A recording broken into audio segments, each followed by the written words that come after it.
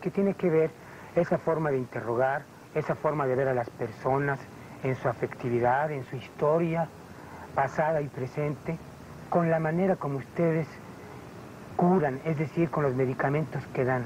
Bueno, mire usted, por ejemplo, usamos nosotros, entre otras cosas, de los miles de medicamentos que se usan el oro, ¿verdad? El aurum metallicum.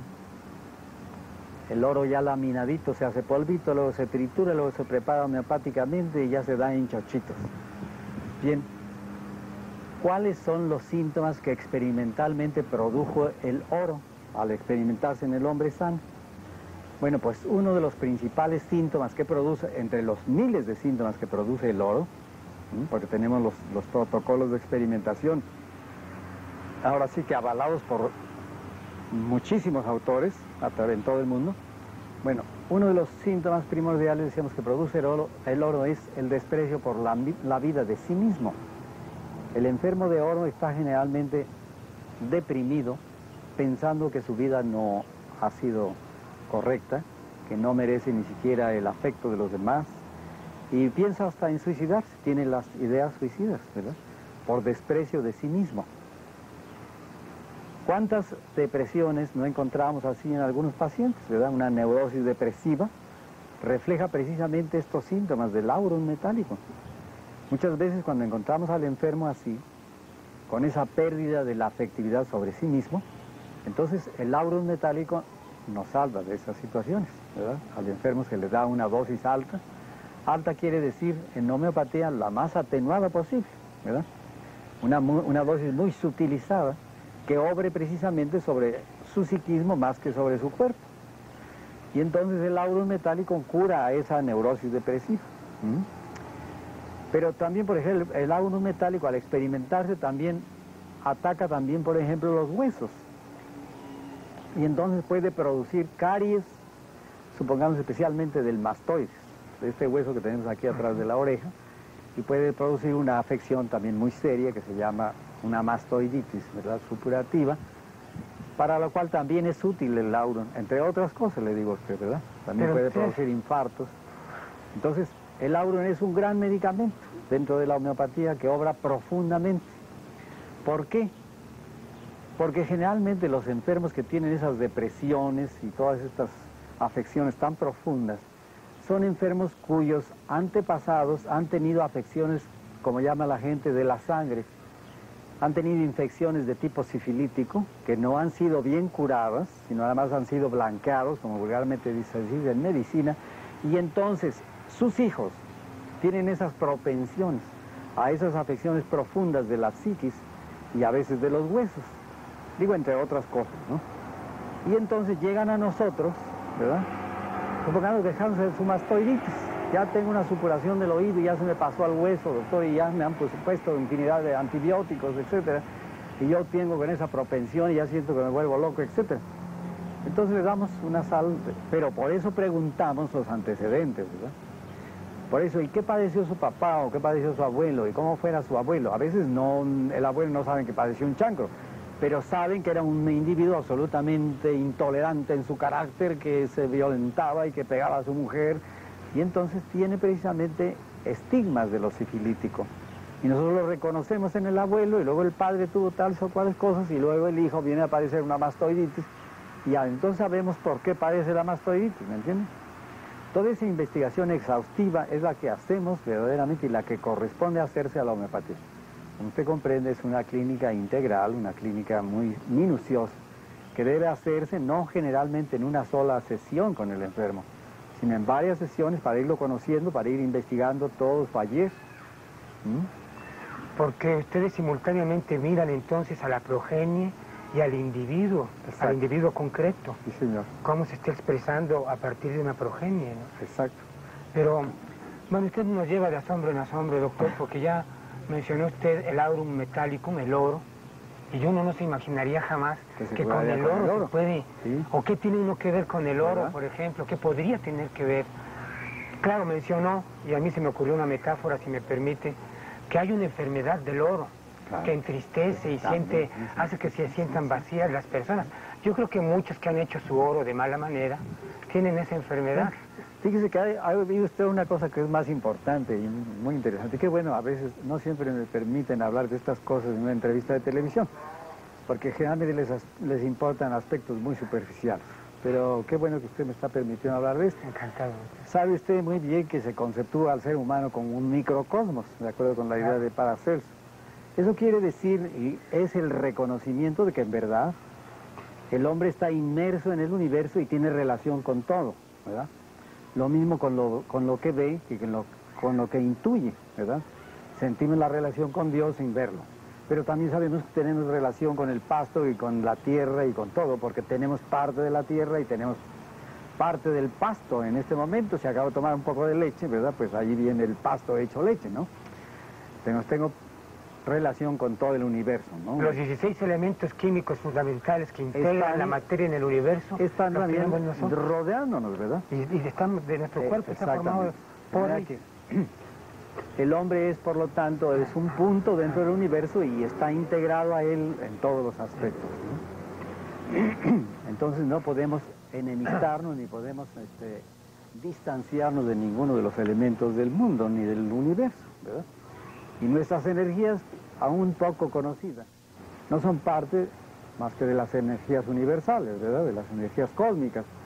Por eso también a veces conceptúa al hombre como un agregado de sustancia cósmica, ¿no?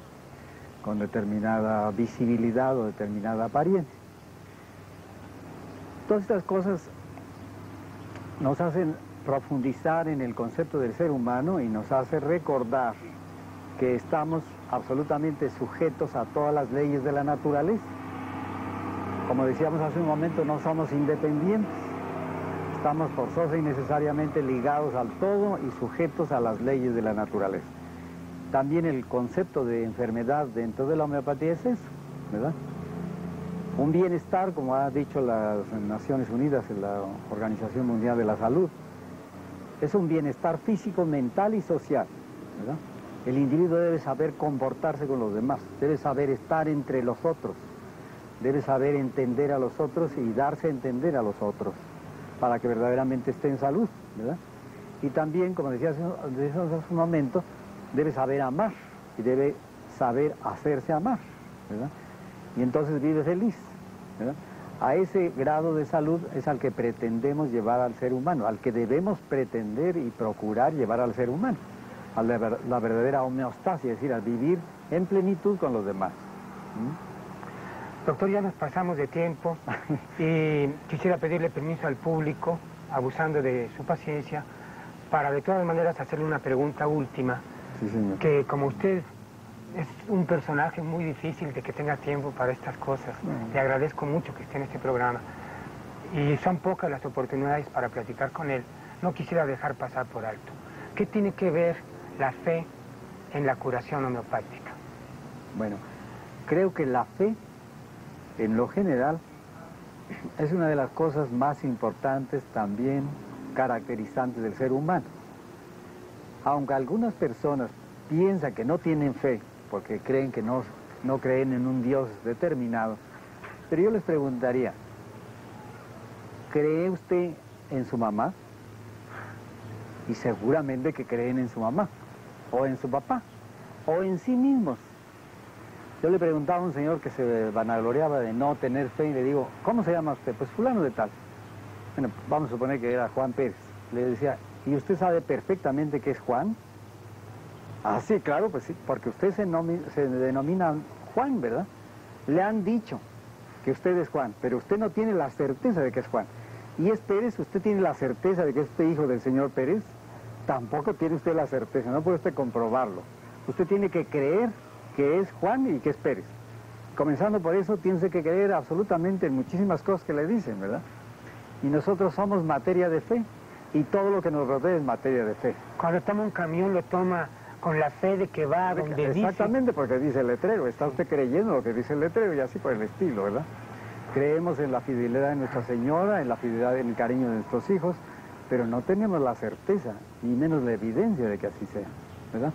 De manera que todo lo que sabemos y todo lo que creemos saber es hasta cierto punto materia de fe, ¿verdad? De manera que También en homeopatía y en medicina influye mucho, no la fe precisamente. El médico lo que necesita más que nada es confianza, ¿verdad? Que el paciente tenga confianza en nosotros, que sepa que somos gente de fiar, como vulgarmente se dice, y que estamos dispuestos a ayudarle. Esa es la confianza que debe tener el paciente, y ellos dicen, tengo fe en mi médico, ¿verdad? Y a veces en verdad tienen tanta fe que dicen, doctor, más llego y ya me siento feliz, ya siento que me está usted curando, aún antes de decirle lo que tiene, ¿verdad? Pues yo creo que sí juega entonces un papel muy importante. Claro. Pero, doctor, fíjese usted ha hablado hoy de cosmos, de individuo, de progenie, de especie humana, de amor, de confianza, de fe, de aurum metallicum. ¿Y todo esto junto puede hacer una ciencia que habla de amor y de fe? Claro, sí, señor, porque ya digo, en primer lugar, experimental. No solamente se sacó de la experimentación en el hombre sano el principio de similitud, sino se sacaron otros muchos principios que son en 3 palabras esto. Que la naturaleza es la que hace, la que cura y que le da forma a la enfermedad. Porque sin naturaleza no hay nada. Ni hay enfermedad, ni hay salud, ni hay vida. Segundo, de que cada individuo tiene una forma especial de enfermarse y por lo tanto una forma especial de curarse. Que por lo tanto la enfermedad es individual también como la vida es individual. No se puede dar un remedio para todo el sarampión porque cada sarampiónoso es distinto. Cada medicamento tiene sus efectos únicos, irrepetibles en otro medicamento, ¿verdad? Aun cuando sean a veces plantas de la misma especie y muy semejantes, cada una produce efectos distintos. Que para cuando está enfermo el individuo con una dosis insignificante es capaz de reaccionar. Es mucho más sensible. Un enfermo, desde luego, sobre todo lo que le duele, es muchísimo más sensible que un hombre sano, ¿verdad? Yo tengo enfermo el dedo, ay, con que me lo toquen ya me duele muchísimo. Y por lo tanto se necesitan dosis absolutamente insignificantes para curar. Por eso los homeópatas curamos con dosis insignificantes en cantidad, pero en potencia tiene mucha potencia, porque está energetizada esa sustancia. Y sobre todo que tenemos una predisposición que heredamos de nuestros padres, ¿verdad? Y que vamos a heredar también a nuestros hijos. Y entonces hay que curar sobre todo esas predisposiciones. O sea, la medicina debe ser constitucional. Pues ni modo, se nos quedan un montón de otros temas que se derivan de cada cosa que usted dice. Claro. Pero espero tener la oportunidad en otra ocasión. Lo único que le digo, al último, es que la homeopatía es un verdadero método dentro de la medicina. Muchas gracias, doctor Pedro Sánchez, por su presencia distinguidísima en este programa. No, señor. Muchas gracias a usted. Gracias sobre todo a usted que me distingue con su atención. Nos veremos un día de esto.